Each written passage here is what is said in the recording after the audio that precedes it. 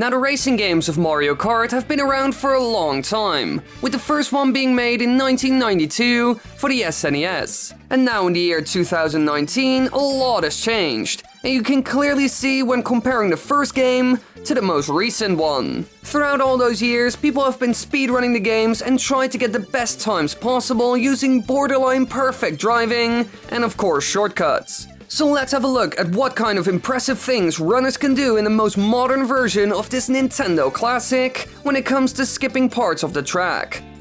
Number 7.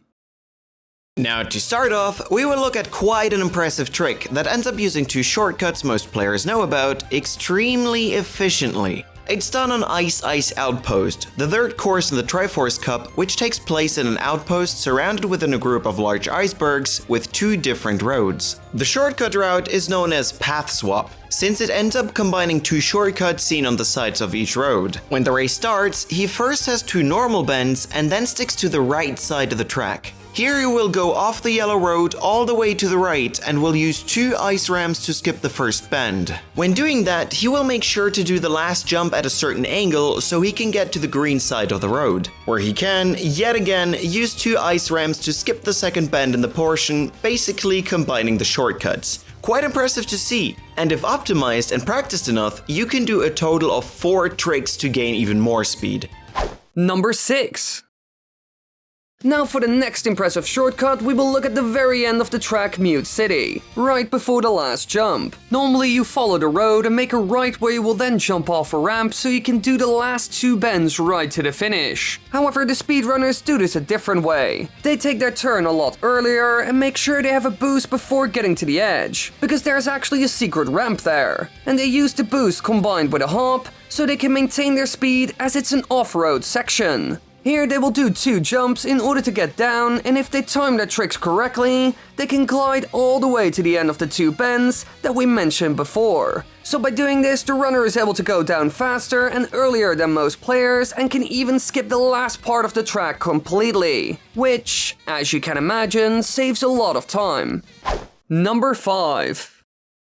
Now we're moving away from the neon-lit Mute City to the more countryside look Donut Plains 3. Because there are 2 corners here that can be cut right after each other in one swift motion, and it's right at the start of the track. At the first bridge you will need to go underwater, since the runner will use this to his advantage. First, some underwater driving towards the right side of the track, where 2 natural ramps that are part of the terrain of the map will be used to jump out on an angle. They do this so they can skip as much grass as possible and take the corner as sharp as possible. After this, the runner will go into the water again in order to set himself up for the second skip, which comes right after. Halfway through the water, he will make a sharp left turn right around the block wall so he can jump out of the water there using another natural ramp, which is part of the terrain. This saves an insane amount of time, as you can imagine.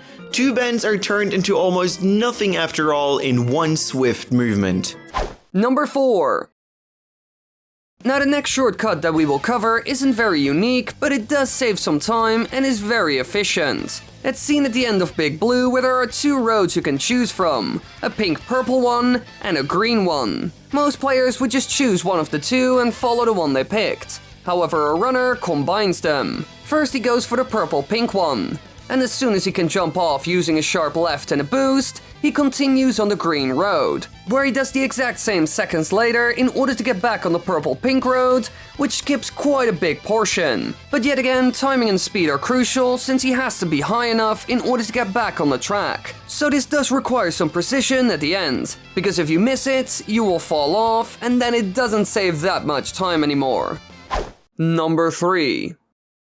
For our next little time saver, we will look at a jump in Dragon Driftway that skips quite a big section. It all starts right after the runner comes out of the little tunnel area, right after the start, and here, the first corner is done the normal way. However, after that, the runner does another sharp right, which seems to be way too early. However, what he's gonna do is hop off the track as soon as possible to the other side. This skips an entire corner, which is quite a big time save, and all the runner has to do is make sure that he has a boost and jumps at the right moment. It seems to be quite doable thanks to the fact that the road that you're on is higher than the one you're jumping to. So using that little bit of extra height, a jump and some added speed, you can get to the other side.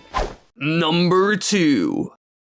Now from here on, these skips become extremely hard to pull off consistently because they're either really difficult to do or require good overall timing. A good example of this is a skip seen at the end of Tock clock, because it actually uses one of the hands of the clock. When the runner gets to this point of the map, he will first do a sharp left while keeping an eye on the hand. As he works towards the edge, he will take a boost and jump in order to jump on the hand of the clock. Here he goes over the middle of it to pull off a trick and jumps back on the track and has skipped a gigantic section. With the right pacing, this can even be done every lap, which obviously saves huge amounts of time. Number 1. Now for our very last shortcut, we will look at a glider cut that most people wouldn't really expect and even does some odd things. It's seen on Mario's circuit near the end of the track. To start off, the runner will do a sharp left turn, cut a corner and tries to maintain his speed using boosts. After this, he goes to the right side of the track where a glider ramp is waiting for him, which he's gonna use. Now that he's in the air with all that speed, he can glide all the way to the other side where the blocks are. Now, these are meant as barricades so he can't go off track, but here, the runner will actually use them to ride on. This skips the last bend before the finish, and you can take it as sharp as possible, saving tons of time right before the finish. As you can imagine, this one is really hard to pull off and requires precise timing and movement. And so, we want to thank Jupiter GG's, which we used footage from since he can clearly do some insane stuff. And with that being said, now you know what people can do on the Nintendo Switch with 150cc. Thank you for watching our little video. If you haven't yet, hit that subscribe button, and if you like shortcuts, the bell button might help a little bit.